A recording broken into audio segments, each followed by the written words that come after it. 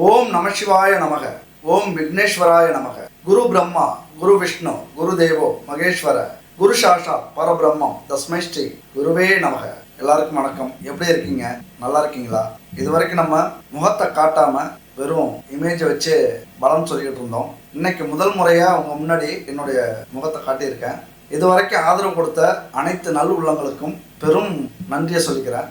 ஏன்னா முகத்தை காட்டலனாலும் அந்த ஆதரவை என்னைக்குமே நீங்கள் குறைச்சதில்லை. இது வரைக்கும் ஆதரவு கொடுத்தது மாதிரியே இனிமேலும் எனக்கு ஆதரவு கொடுப்பீங்க அப்படிங்கிற நம்பிக்கையில் உங்கள் முன்னாடி முகத்தை காட்டியிருக்கேன். சரி, நம்ம வீடியோக்குள்ளார போகலாம்.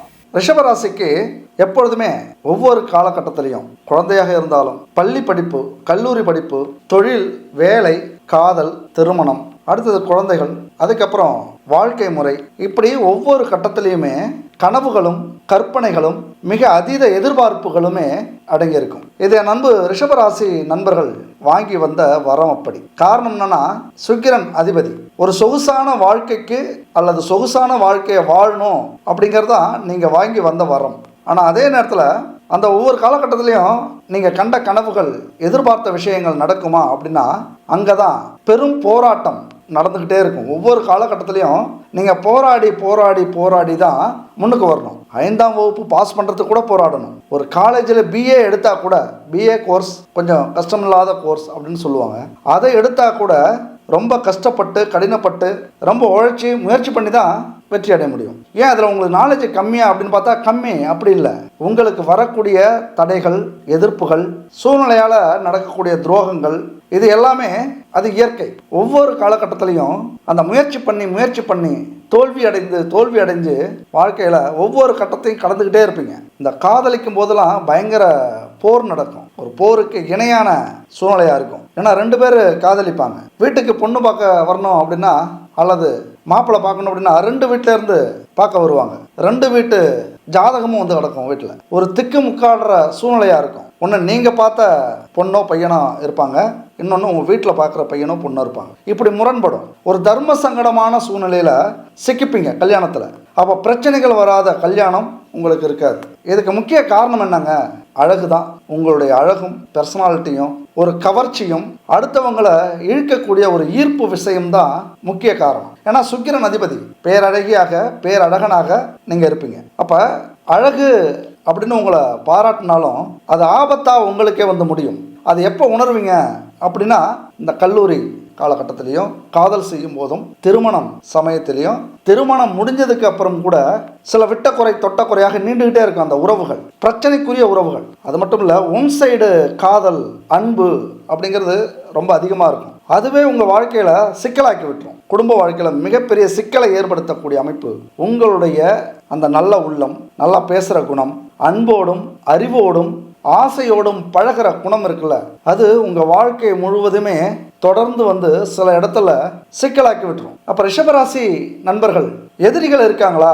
எப்படி தோக்குறாங்க? எப்படி அவமானப்படுறாங்க? எப்படி ஒவ்வொரு காலகட்டத்திலையும் பிரச்சனையே வந்துகிட்டு இருக்கு அப்படின்னு கேட்டீங்க அப்படின்னா, உங்களுக்கு எதிரி யாருமே இருக்க முடியாது. உங்களுக்கு எதிரி நீங்களே தான். ஏன் அப்படி சொல்கிறேன் அப்படின்னா, உங்களுடைய அதிபதி சுக்கிரன். எதிரியை சொல்லக்கூடிய இடத்துல இருக்கிற அதிபதியும் சுக்கிரன் தான். அப்போ யாரு எதிரி? உங்களுக்கு நீங்களே எதிரி. நீங்கள் செய்கிற ஒவ்வொரு விஷயத்திலையும் எதிரிகள் உருவாவாங்க, துரோகிகள் உருவாவாங்க. உங்களுக்கு எதிரில் ஏன் எதிரி உருவாக மாட்டாங்க அப்படின்னா, உங்களது பேச்சும், உங்களது அழகும், உங்களது அறிவும், உங்களது பெருந்தன்மையும், உங்களது அன்பும் அடுத்தவங்க மனசை ஈர்க்க தான் செய்யுமே தவிர எப்பொழுதுமே அந்த கோபத்தையோ எதிர்ப்புத்தன்மையோ உருவாக்காது. ஏன்னா அந்த அன்பு, காதல் இதெல்லாம் சொல்லக்கூடிய இடம் 4வது இடம் சூரியனாகவும், 5வது இடம் புதனாகவும், அன்பையும் காதலையும் கல்யாணத்தையும் சொல்லக்கூடிய இடம் புதனாக வருகிறது. அப்போ உங்களது அன்பையும் அழகையும் அறிவையும் நேசிக்கக்கூடியவர்கள் தான் உங்களுக்கு ஆப்போசிட்டில் இருப்பாங்க. அப்போ எதிரி எங்கேருந்து வருவாங்க? உங்கள் கூடவே இருந்து உங்களையே புகழ்ந்து தள்ளிக்கிட்டு, உங்கள் அறிவையும் செல்வத்தையும் யூஸ் பண்ணிக்கிட்டு, திடீர்னு அதிக ஆசை கொண்டு, பேராசை கொண்டு உங்களே கவுத்து விட்டு உங்கள் சிம்மாசனத்தில் உட்காரக்கூடியவர்கள் உங்கள் பக்கத்திலே இருக்கிறவங்க தான். காரணம் இல்லாமல் இந்த கிரகம் எதுவுமே செய்யாதுங்க. காரணம் இல்லாமல் நமக்கு எதுவுமே நடக்காது. இப்படிலாம் உங்கள் வாழ்க்கையில் நடந்திருக்கணும், இல்லைன்னா நடக்கும். ஏன் இப்படி சொல்கிறோம் அப்படின்னா, உங்களது அதிபதி உங்களது எதிரி வீட்டுக்கும் அதிபதி தான். உங்களை மாதிரியே தான் உங்கள் எதிரியும் இருப்பாங்க. அன்பாகவும் அழகாகவும் அறிவாகவும் ஆனால் நயவஞ்சகமாக இருப்பார்கள். நிறைய பாராட்டுவாங்க. உண்மையாக உங்களை எதிர்த்து யாராலையும் ஜெயிக்க முடியாது. முயற்சி ஸ்தானத்தில் சந்திரன். உங்களது அறிவையும் புத்தியையும் யாரும் மழுங்கடிக்க முடியாது. ஷார்ப்பாக இருப்பீங்க, தெளிவாக இருப்பீங்க. ஒரு முறைக்கு 1000 முறை யோசிப்பீங்க. அதனால் நேரில் நின்றவங்கள ஜெயிக்கவே முடியாது. உறவாடி தான் ஜெயிக்க முடியும். அப்படி அன்பையும் செல்வங்களையும் உழைப்பையும் நீங்கள் கொடுத்தாலும் ஒட்டுற மண்ணு தான் ஒட்டும். கூட நிற்கிறவங்க தான் நிற்பாங்க. அதிகமாக நீங்கள் கவனிச்சிங்கன்னா தெரியும், உங்களை எதுக்குறவங்க யாராக இருப்பாங்க அப்படின்னா உங்கள் கூடவே இருந்தவங்களா தான் இருப்பாங்க. நிறைய கவனிச்சிருக்கலாம். உங்களை புகழ்ந்து பேசி உங்களுக்கு ஒத்து ஊதுவாங்க.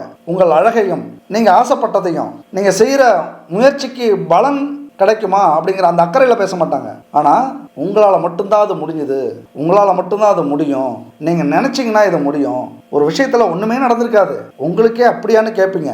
ஆனால் அவங்க அந்த விஷயத்தை உயர்த்தி பேசுவாங்க. அப்போவே நீங்கள் புரிஞ்சுக்கணும், இவங்க ஏதோ ஒரு உள்நோக்கத்தில் பேசுகிறாங்க, எங்கேயோ காலை வாரி விட போகிறாங்க, நாம் எச்சரிக்கையாக இருக்கணும் அப்படின்னு நீங்கள் புரிஞ்சுக்கணும். ஏன்னா உங்களது அதிபதியே உங்களது எதிரி வீட்டுக்கும் அதிபதி அப்படிங்கிறதுனால எதிரிகள் வெளியிலேருந்து வரமாட்டாங்க, கூடவே இருக்கிறவங்க தான் எதிரி. அங்கேயே இன்னொரு விஷயம் இருக்குங்க. ராகுவினுடைய நட்சத்திரம் உங்களது 6ஆம் வீட்டில் இருக்கு. ராகுனா யாரு? பிரம்மாண்டத்தை, கனவுகளை, கற்பனைகளை தூண்டி விடுறவங்க. உங்கள் பக்கத்தில் யாராவது உங்கள் கற்பனையை தூண்டி விட்டுட்டே இருந்தாங்க அப்படின்னா உஷாராக இருங்க. உங்களை பெருமை பேசுகிறாங்க அப்படின்னா உஷாராக இருங்க. உங்களால் எல்லாமே முடியும், முயற்சி பண்ணுங்க அப்படின்னு சொல்கிறவங்க கூட நம்புங்க. ஆனால் உங்களால் மட்டும்தான் முடியும், என்ன வேணாலும் செய்யுங்க, துணிஞ்சு அடியுங்க, துணிஞ்சு நிறைய செலவு பண்ணுங்க, கண்டிப்பாக கிடைச்சிரும் அப்படின்னு காரணமே இல்லாமல் யாராவது காதில் ஓதுனாங்க அப்படின்னா உஷாராயிடுங்க. ஏன்னா ராகு சாரம் அங்கே வாங்கியிருக்கு. ராகுனா யாருங்க? கற்பனையை, கனவை பெருசாக்குறது, பேராசை ஏற்படுத்தக்கூடியது. அப்போ அந்த ராகு இருந்தாலே இந்த மாதிரி உள்ளவங்களாம் உங்கள் கூடவே இருப்பாங்க, கண்ணுக்கே தெரிய மாட்டாங்க. இங்கே இதுதான் சிக்கல். எதிரியாக தெரிஞ்சால் கூட அவங்கள வீழ்த்திடலாம், உங்களால் முடியும். ஆனால் ரிஷபராசிக்கு எதிரி நீங்கள் தான். இன்னும் சொல்ல போனால் ஏன் அடுத்தவங்களை நம்ம சொல்லிக்கிட்டு ஏன் அப்படின்னா இந்த அன்பையும் உதவியையும் அந்த தான தர்மத்தையும் இடம் பார்த்து செய்ய மாட்டீங்க. யாருக்கு தேவையோ நான் இருக்கேன், நான் பார்த்துக்கிறேன், நான் இருக்கும்போது உனக்கு என்ன கவலை, அப்படி கூடவே போகிறது. சண்டையா நான் போகிறேன், வழக்கா நான் போகிறேன், செலவு பண்ணுமா நான் பார்த்துக்கிறேன், அந்த செலவை நீ ஏன் கவலைப்படுற, நான் இருக்கும்போது நீ ஏன் கவலைப்படுற. அப்போ எல்லா இடத்துலையும் நான் இருக்கேன்னு கடைசியாக எங்கே போய் நிற்கும்? கோர்ட்டு, ஜெயில், வழக்கு, இப்படி போய் நிற்கக்கூடிய இடம். அப்போ நான் அப்படிங்கிறது யாரு? அப்போ பிரச்சனை யாரு? நீங்கள் தான். உங்களுக்கு நீங்களே எதிரியாகக்கூடிய அமைப்பு. ஏன்னா நீங்கள் எப்பொழுதுமே உருகி போயிடுவீங்க. கொஞ்சம் பாசம் காட்டினா போதும், உயிரே கொடுக்கக்கூடிய ராசி ரிஷபராசி. ஆனால் ரிஷபராசி துணையாக வர்றதுக்கு கொடுத்து வச்சிருக்கணும் எல்லாருக்கும். உண்மையாக அத்தனை சந்தோஷத்தையும் ஏற்படுத்தி கொடுப்பாங்க, என்ன வேணுமே செஞ்சு கொடுப்பாங்க. அவங்கள மாதிரி சந்தோஷப்படுத்துறதுக்கு யாருமே இல்லை, யாராலையும் முடியாது. சந்தோஷம்னா அவங்கள்ட்ட தான் கேட்கணும். ஏன்னா உலக இன்பங்களை, உலக சந்தோஷங்களை, அன்பை, காதலை முழுசா அனுபவிக்க பிறந்தவர்கள். அதனால எல்லாரையும் நம்பிடுறது, உருகி உருகி காதலிக்கிறது, உருகி உருகி பாசம் காட்டுறது, உருகி உருகி உதவி பண்றது. இங்க முக்கியமான விஷயம் என்ன தெரியுமா? 3வது ஸ்தானம் தாய் ஸ்தானம். உங்களுக்கு தாய் உள்ளம் பொதுவாகவே இருக்கும். உங்கள் முயற்சியிலேயே நீங்கள் எது முயற்சி பண்ணாலும் அன்போட, அறிவோட அழகாக முயற்சி பண்ணுவீங்க. உண்மையாக நீங்கள் வேலை செய்கிறதெல்லாம் பார்த்தீங்க அப்படின்னா ரொம்ப அழகாக இருக்கும். அது எப்பேற்பட்ட வேலையாக இருந்தாலும் அதில் ஒரு நளினம் இருக்கும், ஒரு தரம் இருக்கும், ஒரு தெளிவு இருக்கும். ஆழமாக பார்த்தோம்னா ஒரு அழகு பொதிஞ்சிருக்கும். அப்படி இருக்கக்கூடிய என் நண்பர் ரிஷபராசி நண்பர்களுடைய, தோழிகளுடைய வாழ்க்கையில் எதிரிகள் கண்ணை காணாமல் இருக்கிறது அங்கே பிரச்சனை. உங்கள் கூடவே இருக்கிறது தான் பிரச்சனை. இன்றைக்கும் பல விஷயங்களில் தோற்று போயிருக்கீங்க, இழந்து போயிருக்கீங்க. வாழ்க்கையில் பெரிய தடைகள், முட்டுக்கட்டைகள்லாம் இருக்கும். கூட இருந்தவங்களே குழியில் பெரிய பள்ளம் பறித்து வச்சுருக்காங்க. அதில் நீங்கள் எப்போ விழுவீங்கன்னு காத்துக்கிட்டு இருக்காங்க. ஆழமாக யோசிச்சு பாருங்களேன். ஒரு வேலையிலையோ தொழிலையோ உங்களுக்கு ஒரு இழப்பு வந்திருக்கு, வேலை போயிடுச்சு, இல்லைனா நஷ்டம் வந்திருக்கு, இல்லைனா மேலிடத்துல ஒரு திட்டு வாங்கியிருக்கீங்க, ஒரு உறவு இழந்திருக்கீங்க அப்படின்னா கொஞ்சம் ஆழமாக சிந்திச்சு பார்த்தீங்க அப்படின்னா நல்லாவே தெரியும். நீங்கள் நம்பினவங்களா இருக்கும், உங்கள் கூட இருந்தவங்களா இருக்கும், உங்களை புகழ்ந்து பேசினவங்களா இருக்கும். இப்படிப்பட்டவங்க தான் உங்களுடைய தடைகள் அத்தனைக்கும் காரணமாக இருப்பாங்க. தோல்விகள் அத்தனைக்கும் காரணமாக இருப்பாங்க. சரிங்க, என்னதான் பண்ணுறது? ரிஷபராசியை பொறுத்த வரைக்கும் எத்தனை பேர் புகழ்ந்தாலும் புகழுக்கு முதல்ல மயங்கக்கூடாது. அடுத்தது, கூடவே இருக்கிறவங்கள ஒரு பக்கம் நம்பினாலும் இன்னொரு பக்கம் தள்ளியே வச்சிருக்கணும். ஒரு வேலை செய்கிற இடத்துல எல்லா விஷயத்தையும் சொல்லக்கூடாது. இங்கே மிக முக்கிய காரணம் தோல்விக்கு அதுதான் காரணம். எல்லாத்தையும் சொல்லிடுவீங்க. ரொம்ப நம்பிக்கையை ஏற்படுத்துவாங்க, நம்பிக்கையை அவங்க கூட நடந்துப்பாங்க. நீங்கள் மகுடிக்கு மயங்கின பாம்பு மாதிரி அப்படியே உருகி உண்மையெல்லாம் சொல்லி ரகசியத்தெல்லாம் சொல்லி குடும்பத்தில் நடந்த சொல்லக்கூடாத விஷயத்தெல்லாம் சொல்லி லாக் ஆகியிருப்பீங்க. அப்புறம் உங்களை பிளாக்மெயில் பண்ணுறது யார்? அவங்க தான். உங்கள் ரகசியத்தெல்லாம் தெரிஞ்சுக்கிட்டு உங்களுக்கே எதிரியாக நிற்கக்கூடியவர்கள் உங்க கூட இருந்தவங்களா இருக்கும். அப்போ எந்த ஒரு புகழுக்கும் மயங்கக்கூடாது. இல்லைன்னா பிளாக்மெயில் பண்ணுறதுக்கு அவங்களுக்கு நிறைய விஷயங்கள் இருக்கும் உங்கள்கிட்ட. ஏன்னா கூடவே இருந்த இடத்துக்கு கற்றுக்கிட்டாங்க, தெரிஞ்சுக்கிட்டாங்க. நம்பிக்கையாக பணத்தை கூட கொண்டு போய் எங்கே வைக்கணும்னு சொல்லி கொடுத்துருப்பீங்க, எப்படி வைக்கணும்னு சொல்லி கொடுப்பீங்க. அக்கௌண்ட் பாஸ்வேர்டெல்லாம் கொடுத்து வச்சுருப்பீங்க. மொபைல் பாஸ்வேர்டு, ஜிபே பாஸ்வேர்டெலாம் அவங்களுக்கு தெரியும். அந்த அளவுக்கு நம்பி இருக்கக்கூடியவர்கள். இந்த மாதிரியான காலகட்டத்தில் தான் அன்றைக்கி பேர் இழப்புகளை சந்தித்து உங்களுக்கு லாப சனியாக நடந்தாலும் லாபத்தை பார்க்காம இருக்கிற நண்பர்களும் தோழிகளும் நிறைய உண்டு. லாபசனி நடக்குது. இப்போ லாபம் அதிகமாக வரணும். வந்தவங்கெல்லாம் இந்த விஷயத்தில் தெளிவாக இருப்பீங்க. அப்படி வரலையா, இன்னும் கஷ்ட காலத்தை சந்திச்சுட்டு இருக்கீங்களா, இப்போ தான் நீங்கள் உங்களது விதியை மாற்ற நீங்கள் தர்ம யுத்தம் செய்ய வேண்டிய காலம் இது. இந்த காலகட்டத்தில் தர்ம யுத்தம் நீங்கள் செஞ்சே ஆகணும். அப்போ தான் உங்கள் வாழ்க்கையில் இந்த லாப சனியை லாபமாக்கி அடுத்தது வரக்கூடிய 7.5 சனியில் விரையச்சனியை சரி பண்ண முடியும். நல்லா தெரிஞ்சுங்க. இந்த கிரகங்களுடைய சூட்சமும் சொன்னாலே சொல்லிகிட்டே இருக்கலாம். ஒரு எடுத்துக்காட்டு சொல்கிறோம், ஒரு கிரகத்தை பற்றி சொல்கிறேன். அடுத்தது வரப்போகிற சனி உங்களுக்கு என்ன? 7.5 சனி. இதுக்கு முன்னாடி என்ன சனி இருந்தது? தொழில் சனி. இப்போ என்ன சனிங்க இருக்குது அப்படின்னா லாப சனியில் இருக்கீங்க. முன்னாடி தொழில் சனி, இப்போ லாப சனி. பாருங்க, நீங்கள் அடைஞ்ச லாபத்தை செலவு பண்ணணும். அடுத்தது விரய சனி. விரயம்லாம் பண்ணிட்டு அடுத்தது கடன் வாங்கணும், ஜென்மசனி. அந்த கடனை அடைக்கிறதுக்கு போராடணும், பாதச்சனி. அந்த கடனெல்லாம் அடைச்சிட்டு அப்பா தப்பிச்சோண்டா பொழைச்சோண்டா அப்படின்னு வெளியில் வர்றதுக்கு சகாய சனி. இப்படி நம்ம வாழ்க்கையில் ஒவ்வொரு சனியும் 2.5 வருஷத்துக்கு ஒரு முறை வரும். அப்போ அதை சூட்சமமாக புரிஞ்சுக்கிட்டு அதன்படி செயல்பட்டோம் அப்படின்னா நம்ம இனிது, நம்ம வாழ்க்கையும் இனிது. இப்போ ரிஷபராசி நண்பர்கள் தர்ம யுத்தம் பண்ணணும் அப்படின்னு சொன்னேன். ஆனால் நடக்கிறது லாபசனி. உங்கள் வாழ்க்கையில் 7.5 சனியை நீங்கள் சமாளிக்கணும் அப்படின்னா தர்ம யுத்தம் இப்போ செஞ்சே ஆகணும். அது என்னங்க தர்ம யுத்தம்? அதாவது நீதிக்கும் நேர்மைக்கும் கட்டுப்பட்டு ஒரு யுத்தத்தை நீங்கள் உங்கள் வாழ்க்கையில் செய்ய போகிறீங்க. கூடவே இருக்கிறவங்கள என்ன செய்ய போகிறீங்க? தைரியமாக சோதிக்க போகிறீங்க. உங்களை புகழ்ந்து பேசுகிறவங்கள தைரியமாக ஒதுக்கி வைக்க போகிறீங்க. உங்களுக்கு நண்பர்கள் யார், துரோகிகள் யார், எதிரிகள் யார் தெளிவாக புரிஞ்சுக்கிட்டு அவங்க உங்கள் வாழ்க்கையிலேயே எந்த இடத்துலையும் இருக்காமல் தள்ளி வைக்க போகிறீங்க. இதுதான் தர்ம யுத்தம். அதாவது துணிச்சலான முடிவுகளை எடுக்க வேண்டிய காலகட்டம். என் அன்பு ரிஷபராசி நண்பர்களே, உங்களுக்கு அழகும் இருக்குது, அறிவும் இருக்குது, தன்னம்பிக்கையும் இருக்குது, விடாமுயற்சியும் இருக்குது. இதெல்லாம் இருக்குது. ஆனால் இன்னைக்கு கஷ்டத்தில் தான் இருக்கும். காரணம் என்ன? உங்கள் கூட இருந்தவங்க தான். சரிங்க, யாரைத்தான் நம்புறது? யாரை நம்பலாம் அப்படின்னா உங்கள் முயற்சி ஸ்தானத்துக்கு வரக்கூடியவர் உங்கள் தாய் சந்திரன். 3வது இடம் சந்திரன். தைரியமாக நம்புங்க. அவங்களுக்காக நீங்கள் என்ன வேணாலும் செய்யலாம். எந்த ஒரு எதிர்பார்ப்புமே இல்லாமல் உங்களுக்காக உயிரையும் கொடுக்கக்கூடிய ஒரு ஆத்மா அவங்க முயற்சி ஸ்தானத்தில் இருக்காங்க. அவங்க எது சொன்னாலும் கேளுங்க. அப்படியே உங்கள் முயற்சி அனைத்துமே வெற்றியாகும்.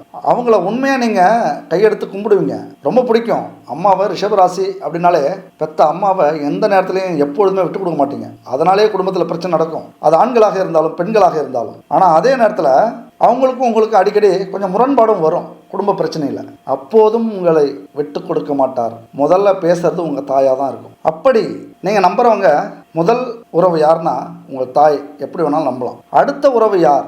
7வது இடம்னு சொல்லக்கூடிய உங்களுக்கு வர துணை. உண்மையாக உங்களுடைய வாழ்க்கைக்காக, உங்களுடைய உயர்வுக்காக, உங்களுடைய முன்னேற்றத்துக்காக உயிரை கொடுத்து போராடுபவர்கள், உங்கள் முன்னேற்றத்துக்காக அதர்மத்தையும் எதிர்த்து தர்மத்தோட போராடக்கூடியவர்கள் உங்கள் துணை. எந்த காலகட்டத்திலையும் சந்தேகப்படாதீங்க. ஏன்னா போர்க்குணம் கொண்டவர்களாக இருப்பாங்க. எந்த எதிர்ப்பையும் சமாளிக்கக்கூடியவர்களாக இருப்பாங்க. வெளியில் போனால் அவங்க சிங்கம், வீட்டுக்குள்ளார வந்தால் உங்களுக்கு தங்கம். உண்மையாக அவங்க மனசை புரிஞ்சுக்கிட்டு நீங்கள் நடந்துக்கிட்டீங்கன்னா போதும். ஆண்களாக இருந்தாலும் பெண்களாக இருந்தாலும் நீங்கள் கொடுக்க வேண்டிய மரியாதையை கொடுத்தீங்க அப்படின்னா உசுரையும் கொடுத்து போரில் முன்னாடி நிற்கிற வீரர்களாக அவர்கள் நிற்பார்கள் உங்களது துணை. இது சத்தியம்ங்க. இங்கே என்ன தெரியுமா முக்கியம்? என் அன்பு ரிஷபராசி நண்பர்களும் தோழிகளும், குடும்பத்துக்கு உண்மையாக இருக்க முடியாது. ஏன்னா காலம் அப்படி, சூழல் அப்படி, அதிபதி அப்படி. சுக்கிரன் அன்புக்கும் காதலுக்கும் காமத்துக்கும் அதிக ஆசைப்பட்டவர்கள், அடிமையானவர்கள். அன்பு ரிஷபராசி நண்பர்களே, ஒவ்வொரு காலகட்டத்திலையும் ஒவ்வொரு பிரச்சனைகள் நடக்கும். அது எல்லாமே உங்கள் திருமண வாழ்க்கையில் பாதிப்பை ஏற்படுத்தும். அதனால தான் சொல்கிறது, ரிஷபராசி எப்பொழுதுமே வரக்கூடிய துணைக்கு துரோகம் பண்ணவே கூடாது. உங்கள் துணைக்கு மட்டும் நீங்கள் உண்மையாக இருந்தீங்க அப்படின்னா உயிரையும் கொடுக்கக்கூடியவர்கள். அவங்க எப்படி வேணாலும் இருப்பாங்க, ஆனால் உங்கள்கிட்ட அதை எதிர்பார்ப்பாங்க. அந்த நேர்மையவும் அந்த உண்மையவும் எதிர்பார்ப்பாங்க. ஏன்னா அவசரப்படுறவங்க, கோபப்படுறவங்க, நிதானத்தை இழக்கிறவங்க தான் துணையாக வருவாங்க. அவங்களெல்லாம் வழிநடத்தக்கூடிய திறமை உங்களுக்கு உண்டு. அவங்க தான் கண்மூடித்தனமாக அவங்க மேலே அன்பையும் பாசத்தையும் வச்சுருப்பாங்க. இரண்டாவதாக, உங்களது துணையை நீங்கள் நம்பலாம். அவங்களுக்கு நீங்கள் துரோகமே பண்ணாலும் சரி, எந்த இடத்துலையும் உங்களை விட்டு கொடுக்க மாட்டாங்க. அப்படி ஒரு துணை உங்களுக்கு வருவாங்க. உங்கள் கூட வாழறதுக்கு தான், உங்கள் கூட வாழறது தான் சொர்க்கமாக நினைப்பாங்க. அப்படியே என்ன துரோகம் பண்ணுறீங்க அப்படின்னு சொல்கிறான் அப்படின்னு நினைக்காதீங்க. உங்களுக்கான வாய்ப்புகளை, அந்த துரோகம் பண்ணுறதுக்கான வாய்ப்புகளை இயற்கை, உங்கள் அதிபதி, இந்த கிரக அமைப்புகள் நிறைய கொடுக்கும். ரிஷபம்னாலே அப்படிதான், அந்த வாய்ப்புகளை நிறைய கொடுக்கும். அதை நிராகரித்து வரக்கூடிய துணைக்காக அதை காப்பாற்றி வச்சுருந்தீங்க அப்படின்னா உசரையும் கொடுப்பாங்க. இப்படி நீங்கள் நம்புகிறவங்க உங்களது துணை. இவங்க 2 பேர்த்தையும் தவிர யாரையுமே நம்பாதீங்க. கூட இருக்கிற எல்லாருக்குமே அந்த துரோகம் செய்கிற வாய்ப்பு கிடைச்சிடும். உங்கள் மேலே ஒரு போட்டி, பொறாமை, ஒரு வெறுப்பு இதெல்லாம் உருவாகிடும். ஏன்னா உங்களுக்கு கிடைக்கிற கௌரவம் அப்படி, உங்களுக்கு கிடைக்கிற வசதி வாய்ப்புகள் அப்படி, நீங்கள் உழைச்சி தான் முன்னேறுவீங்க. அந்த உழைப்பால் கிடைக்கிற உயர்வு அப்படி. கூட இருக்கிறவங்களே துரோகம் பண்ணுறதுக்கான வாய்ப்பை ஏற்படுத்தி கொடுக்கும். முக்கியமாக அந்த காலகட்டத்தில் இவர்களை எல்லாம் களை எடுக்க வேண்டிய அமைப்பு. அதைத்தான் நான் தர்ம யுத்தம் அப்படின்னு சொல்ல வரேன். துணிச்சலாக எடுக்கணும். ஐயோ 10 வருஷமாக நண்பன் 4 மாதமாக உயிரே கொடுக்கறது மாதிரி பழகிறாரு, வேண்டாம். புது உறவு, உண்மையான நம்பிக்கை இருக்குது, அந்த நம்பிக்கையை எப்பொழுதுமே காப்பாற்றுவாங்க, வேண்டாம். அந்த டிரைவர் நல்ல டிரைவர், வேண்டாம். அந்த வேலைக்காரரு நல்லா வேலை செய்கிறாரு, என்ன வேணாலும் ஒப்படைக்கலாம், நேர்மையாக இருக்காரு, வேண்டாம். எங்கள் அப்பாவுக்கு நண்பர், நண்பரோட பையன், நண்பரோட பொண்ணு, அக்காவோட சொந்தக்காரவங்க, வேண்டாம். பிஸ்னஸ் பார்ட்னருடைய சொந்தக்காரவங்க, உறவுக்காரங்க, வேண்டாம். யாருமே வேண்டாம். இந்த காலகட்டத்தில் நிராகரிக்கக்கூடிய ஒரு தைரியம் உங்களுக்கு வரணும். அப்போ தான் உங்களால் வாழ்க்கையில் வெற்றி பெற முடியும். அது இப்போ மட்டும் இல்லை, எப்பொழுதுமே.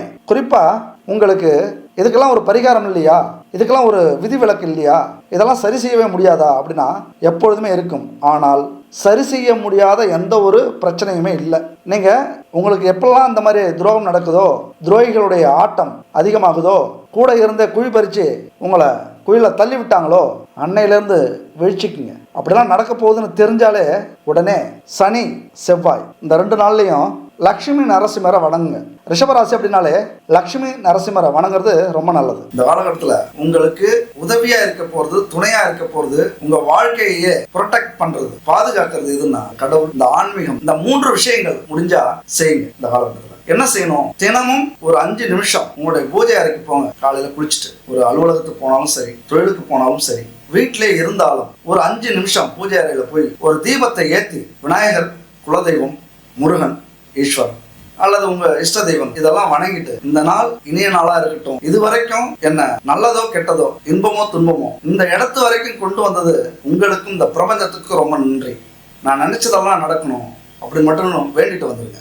டெய்லியும் முடிஞ்சா ஒரு 5 நிமிஷம் பூஜை அறையில். வாரத்துக்கு ஒரு முறை பக்கத்துல இருக்கிற கோவில், அம்மன் கோவிலோ, முருகன் கோவிலோ அல்லது சிவன் கோவிலோ, மாசத்துக்கு ஒரு முறை குலதெய்வ கோவிலுக்கு போயிட்டு வாங்க. முடியலையா 3 மாசத்துக்கு ஒரு முறை போய் பொங்கல் வச்சு படைச்சிட்டு வாங்க. அப்பவும் முடியலையா, வெளியூர்ல இருக்கீங்க, வெளிநாட்டுல இருக்கீங்க அப்படின்னா வருஷத்துக்கு ஒரு முறை பொங்க வச்சு ஏதாவது ஒரு காவுக்கு வணங்கிட்டு வாங்க. என் நண்பர்களே, தோழிகளே, இந்த குலதெய்வ வழிபாடு அப்படிங்கிறது நம்ம வாழ்க்கையில மிக மிக முக்கியமானது. நம்முடைய இன்பத்துக்கும் துன்பத்துக்கும் சந்தோஷத்துக்கும் துக்கத்துக்கும் மிக முக்கிய காரணம் குலதெய்வம் தான். இதை செய்யுங்க. அடுத்தது, வாரத்துக்கு ஒரு முறை, மாசத்துக்கு ஒரு முறை பெரிய கோவில் இருக்கும். தமிழ்நாட்டிலேயே ஏகப்பட்ட ஸ்தலங்கள் இருக்கு. 6 படை வீடுகள், திருவண்ணாமலை, கும்பகோணத்தில் ஏகப்பட்ட நவக்கிரக கோவில்கள் இருக்கு.